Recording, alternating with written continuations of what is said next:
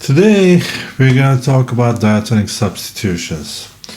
I like this subject. I already have a video about this, but I'd like to get into a bit more detail this time. If you're taking a major scale, wherever your tonal center is, and you figure out the diatonic chords, and you replace one chord with another, because some of them has similar sounds. And let's hear one example and then talk about it afterwards.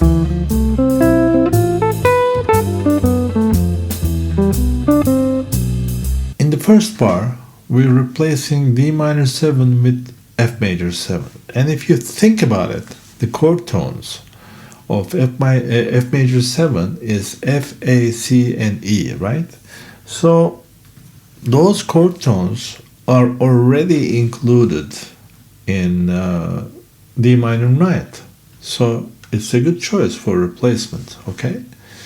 And that's what we do. We make it sound like F major 7, but since the rhythm section and the accompanying bass is outlining D minor,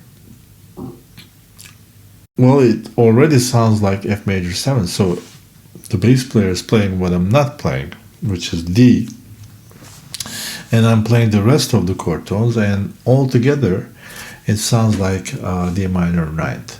That's a nice melodic way of playing something different, and bebop players use this all the time. All right, let's move on to the second bar, okay?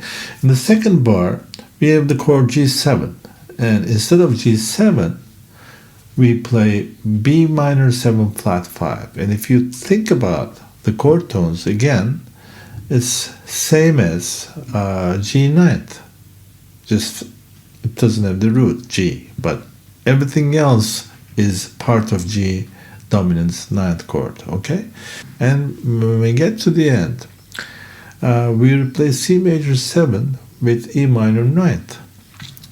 It's a different sound, and when the bass player plays C, it sounds like C major 9th.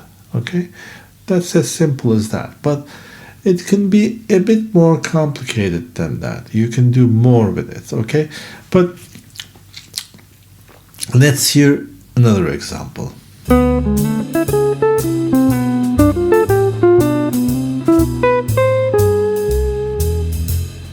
In this line, we replace D minor with A minor 7th, okay?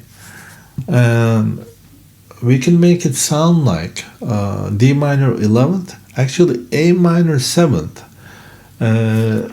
is like a shared substitution, a shared diatonic substitution. You can use it instead of C major 7, then that would be a minor conversion. But what the bass player defines the base of the sound, so everything else stacks on top of that, okay? He makes it sound like something. And so whatever you play on top of that defines the overall harmony. So if you played A minor 7 at the end, which I made on purpose here, in the first bar and the last bar, they both have A minor 7 substitution for the chord, but they're functioning different, okay?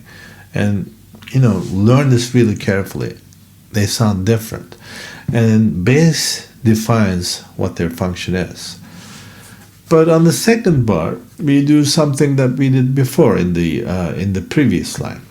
We replace G7 with B minor 7 flat 5. But when we get to the end, we use A minor 7 again for replacing C major 7, right? Okay, so take a note of that.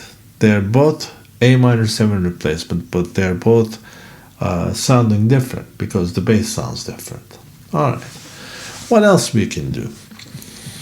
All right, we can use these diatonic substitutions for the substitutions for other like tritone substitutions, with the diatonic substitution of that superimposed key, okay? Alright, you want to see what it sounds like? Here we go. Here's the example.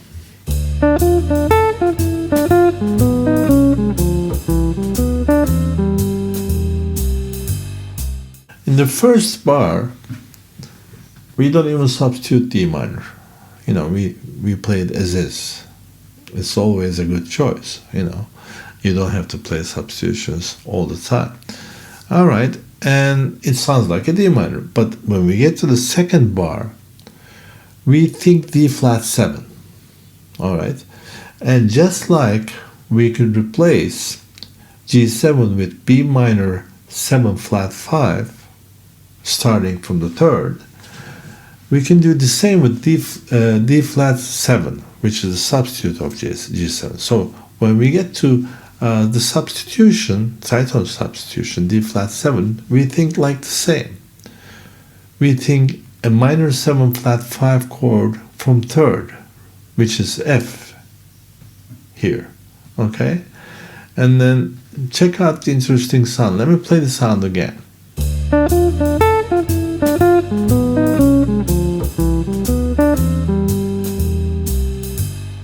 We start with D minor, we go to F minor, a minor third up, and we come down half step, we go to E minor. So it's an interesting sound, an interesting resolution, all right? And you can do this all with diatonic substitutions. I hope this kind of substitutions gives you some ideas, all right? And maybe you can use them in your solo structures, okay? Check it out. And I have a whole lesson about this subject in the app called J.A.M, Jazz a Minute, an application that I wrote. You can download it for iOS or Android. They're available for download in Apple Store and Google Play Store, and the link is in the description, okay?